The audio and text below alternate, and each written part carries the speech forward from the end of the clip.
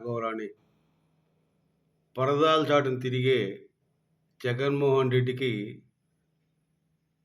స్త్రీశక్తి పథకం అమలు చేసిన రోజున చంద్రబాబు నాయుడు గారు, పవన్ కళ్యాణ్ గారు, లోకేష్, మాధవ్ గారు కారులో కారు కాదు బస్సులో ఉండవల్లి నుంచి సిటీ బ విజయవాడ సిటీ బస్ టెర్మినల్ దాకా దగ్గర దగ్గర ఒక 30 కిలోమీటర్లు ప్రయాణం చేసి ప్రజలతో జేజేలు అందుకుంటూ ప్రయాణించిన ఆ యొక్క సమయం చాలా గొప్పదండి. ఎందుకు చెప్తున్నానంటే, అదే అమరావతిలో ఈ యొక్క జగన్మోహన్ రెడ్డి పరదాలు వేసి, ఆ యొక్క ఇళ్లలో వ్యక్తులు బయటకు రాకుండా, వాళ్ళు జగన్మోహన్ రెడ్డి చూడకుండా చేసి, చెట్లు కొమ్మలన్నీ కొట్టేసి, ఒక బీడు ప్రాంతంగా చేసేసి, సెక్రటేరియట్‌కెళ్ళిన గొప్ప నీచాతి నీచమైన వ్యక్తి జగన్మోహన్ రెడ్డి అండి. ఇప్పుడు అదే ప్రాంతంలో పబ్లిక్ జేజేలు అందుకుంటూ, పబ్లిక్ బస్సులో సామాన్యులుగా ప్రయాణించిన చంద్రబాబు నాయుడు గారు కానీ, పవన్ కళ్యాణ్ గారు కానీ, లోకేష్ గారు కానీ, మాధవ్ గారు కానీ వారికి సెల్యూట్ చేస్తున్నాను.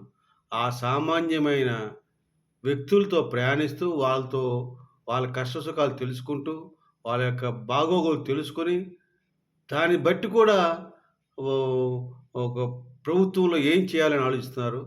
ముఖ్యంగా పవన్ కళ్యాణ్ గారు ఆ రోజు ఈ పథకం ప్రారంభించే ముందు తను చెప్పినదేంటంటే, తనతో పాటు ప్రయాణం చేసే వ్యక్తుల దగ్గర విషయం తెలుసుకున్నాను.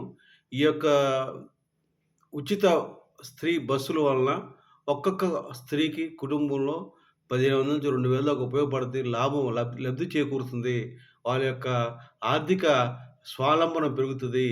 రూ. 2000 ఖర్చు ఈ బస్సు వల్ల తగ్గి వాళ్ళ యొక్క ఆర్థిక అభివృద్ధికి దోహదపడుతుందని పవన్ కళ్యాణ్ గారు వాళ్ళ యొక్క మాటల ద్వారా తెలుసుకొని దాన్ని తెలియజేశారు.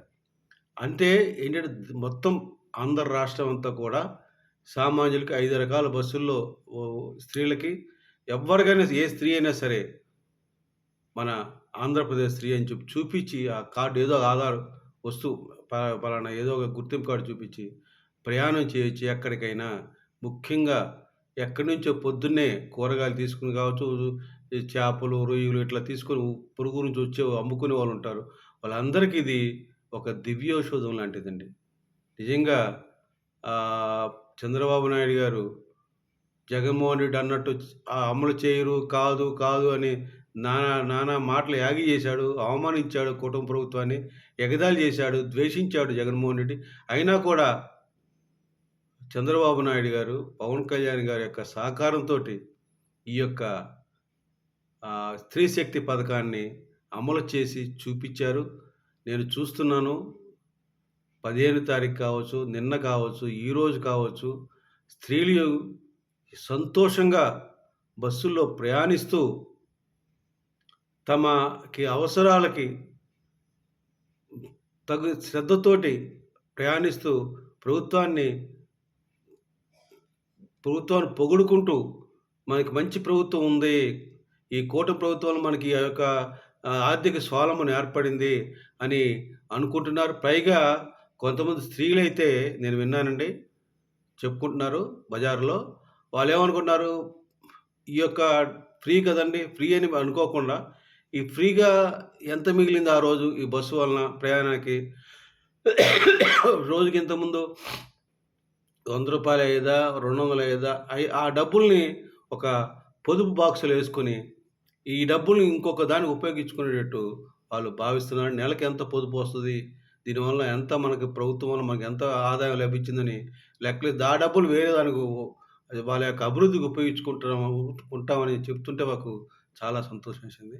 ఒక మంచి పథకాన్ని ప్రారంభించి, ముఖ్యంగా స్త్రీల యొక్క స్వావలంబన, ఆర్థిక అభివృద్ధికి దోహదపడిన ఈ స్త్రీశక్తి పథకం ఇక ముందు కూడా చక్కగా కొనసాగాలని, దానికి ఆర్టీసీ యాజమాన్యం వారు, ఆర్టీసీ బస్సు డ్రైవర్లు, కండక్టర్లు ప్రజలకు సహకరించాలని, ముఖ్యంగా స్త్రీలకు సహకరించి వారి ఈ యొక్క కార్యక్రమం నిర్విఘ్నంగా కొనసాగేటట్టు ఆ భగవంతుడి ఆశీస్సులు మీకు అందరికి ఉండాలని కోరుకుంటున్నాను. తెలియజేయరా ఇటువంటి మంచి పథకాలు ఇంకా ముందు మధ్య తరగతి కుటుంబాలకు కూడా ఈ యొక్క కూటమి ప్రభుత్వం ఏర్పాటు చేయాలని కోరుకుంటూ, వేడుకుంటూ సెలవు తీసుకుంటున్నాను. జై జనసేన. జై హింద్.